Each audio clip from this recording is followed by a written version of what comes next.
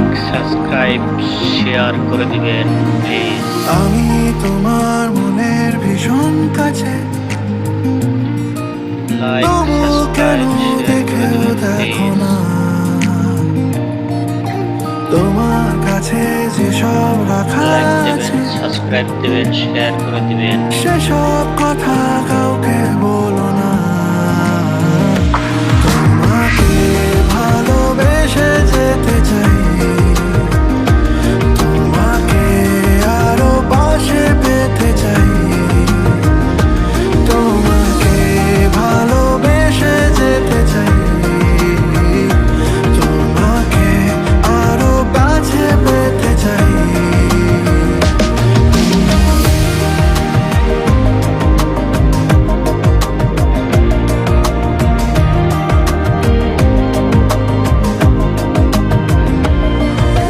কত কি আর বলি তোমার নামে, তোমার কাছে আমি কে যে হই। আছো তুমি এ দুনিয়ার মাঝে, তুমি আমার গল্প কথার বই। তোমাকে ভালোবেসে যেতে চাই, তোমাকে আরো পাশে পেতে চাই, তোমাকে ভালোবেসে যেতে চাই, তোমাকে আরো কাছে পেতে চাই।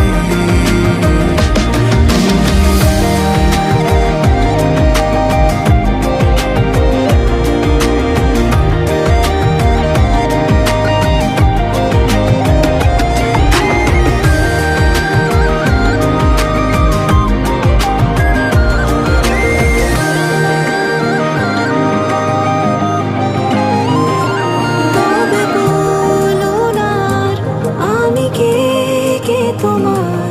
এই তুমি, নেই তুমি, বলো যায় আর কোথায়?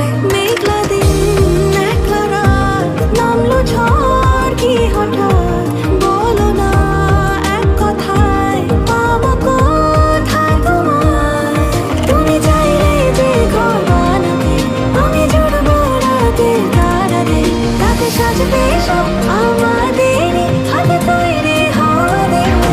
তোমাকে ভালোবেসে যেতে চাই, তোমাকে আরো পাশে পেতে চাই, তোমাকে ভালোবেসে যেতে চাই,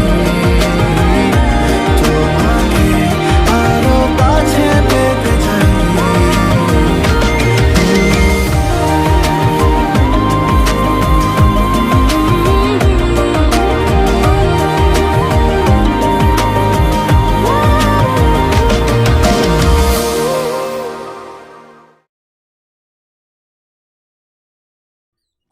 বাংলাদেশ বোর্ডে কেন নতুন একটা সাকিব আল হাসান তৈরি করতে পারলো না? এটা কি ক্রিকেটারদের দোষ?